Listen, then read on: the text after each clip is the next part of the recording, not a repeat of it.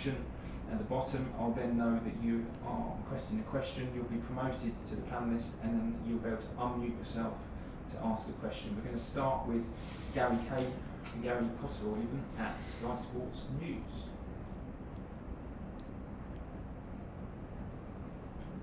There you go. I think I've unmuted myself. Can you hear me? Can hear you, Gary. Yeah. Is that the shot? That side-on one?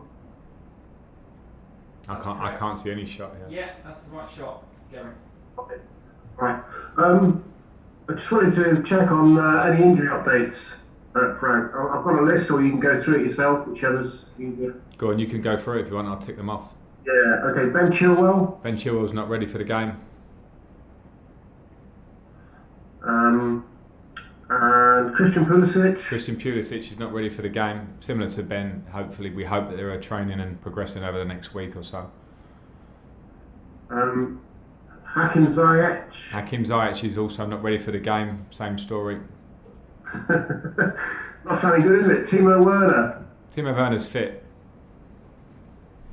Okay. And in terms of Thiago Silva, is there any chance we can see him against Liverpool? No, Thiago has been training with us for the last 3 or 4 days, and we're just working with him on his fitness at the moment. So Liverpool will come too soon for him.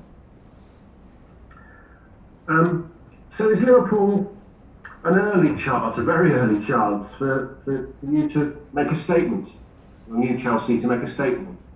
I don't feel like it's the game of making a statement. I think it's second game into the season. We have one win, which was a hard-fought win at Brighton, in a game where we were probably in pre-season zone in terms of our fitness because of the situation of how we haven't had players or quarantines or international breaks. So now we take on what were the best team in the country last season, and it's a nice challenge for us to go head-to-head with them. I think we played pretty well head-to-head with them last year. Maybe not always getting the right result we felt we deserved. So it's a challenge for us to try and get 3 points. It's simple as that against a very good opposition. It's very early, so it's probably not the fairest of questions. But in your opinion, from what you've seen so far, the changes that have been made to various clubs in the window, are Liverpool still going to be the team to beat if you want to win the title? I don't want to comment on favourites to win the title. I think that's probably a job more for people who work in and around the football and pundits maybe, but for me it's very clear to understand the quality of Liverpool and Manchester City. Over the last few seasons they have pulled away, but there are a lot of clubs in and around that are progressing and always moving forward, so I think it's going to be competitive up there. Of course, those two are fantastic teams. This is why you come into the game, particularly into the coaching game, these kind of matches. Yeah, I mean, yeah, for sure. I think as a player, I always felt that the adrenaline and the feeling for a game of this level with a team as good as Liverpool would always put more in the game. And as a manager and a coach, you understand that yourself. Not only are we going up against a great team, I'm going up against a fantastic coach. So you want to do well in them. That's what we're in it for. Last one, please, Gary.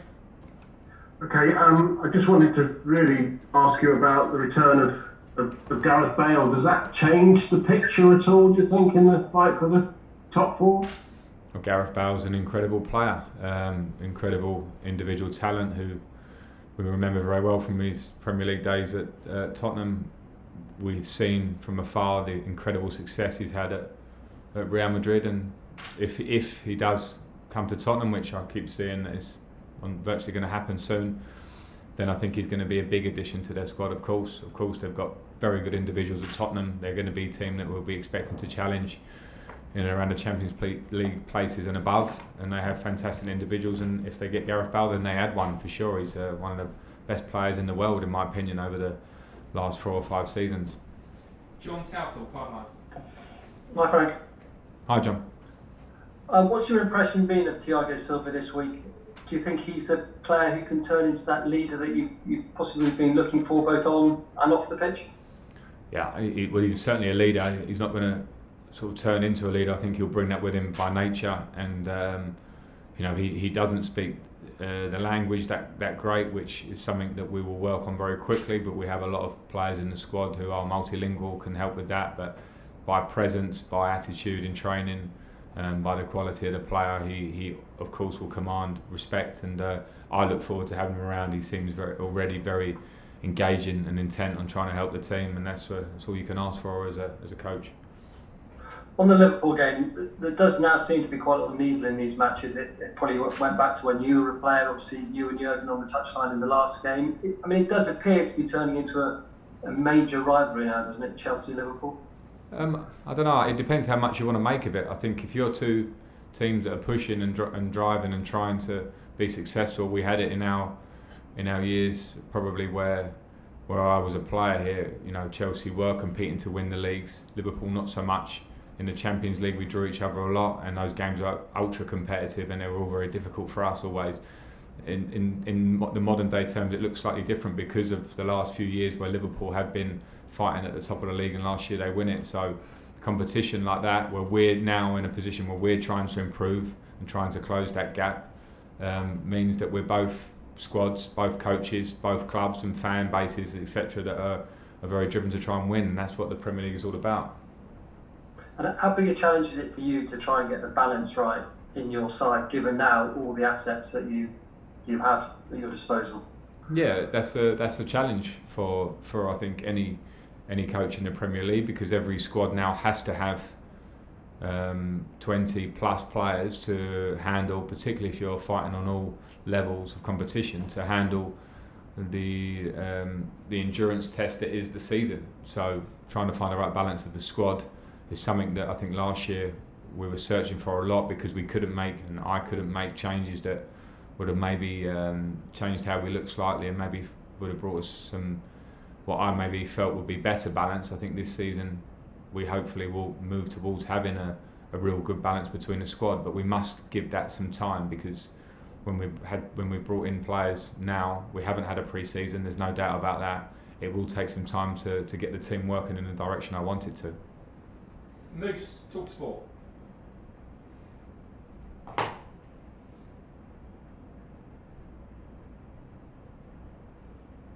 Moose? Yeah, hi Frank, how are you? Hi Moose, yeah, good, thanks. You were close to Liverpool last year in the Super Cup home, where won the free kick from Trent Alexander-Arnold, won the game, and in that very crazy game at the end of the season at Anfield. How much closer do you think you're going to be this season, albeit, as you've just said, you haven't had much of a pre-season, from what you saw at Brighton? I wouldn't relate it to Brighton, Moose. I think that the positive of Brighton was that we showed a real resilience and an organisation about us, and we won a game against a very difficult opposition that I think were ahead of us in fitness levels. So there are a lot of things I know we can improve on from Brighton. I'm very aware of that, and the players will feel that, and some of them afterwards felt like they were striving for fitness because of lack of games and training time. So I think there's a long way to go before we start to compare where we were last year, where we are this year, particularly with a team like Liverpool. They were the outstanding team last year. We competed in every game. You missed out the FA Cup game there where we won against them, but against Liverpool, they're always going to give you a really tough match. They're there where they are for a reason last season. So we'll have to push the limits to try and close that gap. That's the challenge that's in front of us. Jurgen Klopp today has played down that there's any animosity between you and him. Says he only sees you a couple of times a year and he's sure you're a really nice bloke. It does seem to be that people are making the most of this little clash you had on the sidelines last season. Yeah, I suppose they are. That's probably the nature of the world that we live in. There's a lot of airtime for you on TalkSport to have to fill with these sort of rivalries. So I understand that sometimes that they can be scrutinised in every possible way. I just reiterate what Jurgen Klopp said from his part. I've got a huge amount of respect for him as a manager. I always have done. What he's done in Liverpool in the course of time that he's been there has been incredible, and that's him. That's on him as the focal point of the club and the individual talent they have in that squad that they've brought in. So there's nothing in it for me. The competitive nature of the 90 minutes can always slightly boil over in different directions. The respect I have for Jurgen Klopp would never change. Jonathan Overhand, PLP. Hi Frank. Is there an update on the Edouard Mendy situation? Is it live? Is it happening? No, there's no update for you. Okay, is there anything? Is it still going on behind the No, scenes? there's nothing I would want to talk about of Mendy. Nick Pirrell, PA, please. Hi Frank, thanks for your time.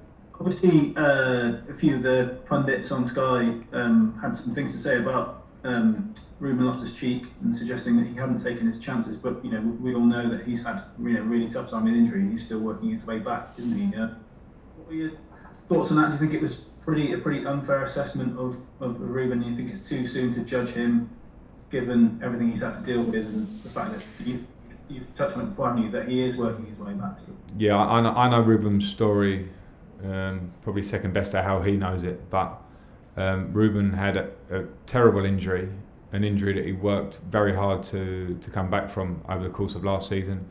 Was just about fit to start playing under 23 games when lockdown came in, worked incredibly hard in restart, got a start against Aston Villa, was due to start against Bayern Munich in the last game of the season, but had a bit of an issue on the day of the game. Trained brilliantly to get fit again for the start of the season, and I think the if there is harsh criticism of him in the game against Brighton, then it is certainly very harsh, because to come back from an injury like he has been difficult for him, and he's put a lot of hours into it, and he's a hugely talented player, a great lad. So there will be lots more to come from Ruben Loftus-Cheek. Unfortunately, the nature of this game is very reactionary, and people will say it as they see it, but knowing Ruben's story behind the scenes, then he's fought back really hard to get where he is, and he's a very, very talented player. Okay, last two, one each, Jerry Cox and then Carrie Brown to finish, please. Hi Frank. Timo Werner and Kai Havertz both did interviews this week, and both suggested it's important for them to find the right positions in the team. Do you feel they're in the right positions at the moment, or will that be a matter of seeing how they go? Well, we played one game, so it's hard to. They both have a flexibility in how they play for their previous clubs. Kai Havertz played probably pretty much most of his games as a right-sided winger, a number 10, and occasionally as a number 9, a number 8 earlier in his career. Timo Werner's played as a left winger, one of two strikers, a sole striker for both country and for club. So, of course, that's going to be something that will remain slightly flexible. We'll try and find the right balance of the team as a whole, and they're going to add a lot, no matter what position they're playing. Okay, Carrie Brown to finish, please. Frank, one thing you and Jurgen Klopp have in common is your connection to the fans. We go into another match day behind closed doors. The Premier League issued a statement to the government asking them to remain committed to the 1st of October for a return to fans at a limited number. You were at the test event with Brighton, so your players got a sense of what it was like to have the fans back. How much do you back that statement to the Premier League? How desperate are you and your players to have the fans back now? Well, we're desperate to have the fans back. I mean, who isn't on either side? Fans, and for us who work in the game included, because this is part of the beauty of the Premier League is the rivalry and how much we love our clubs and love working for our clubs. I certainly do. And it's not a conversation that I can go too deep on at the moment, because safety and health, as we've found out in the last 6 months, is absolutely number one consideration for everyone. And then when you go one level further, then you say, yes, we want to come back and watch football. So the right balance has to be struck. I understand the Premier League are very keen for it. I understand the government want to do it in the right way. Let's hope that we can do it safely and do it at the right time and the right pace, and get our game back to where it was before. That's as I say, that's probably about as much as I can say on it. Okay, that's the end of the broadcast section. If you could turn the camera off, we're going to move on to the dailies.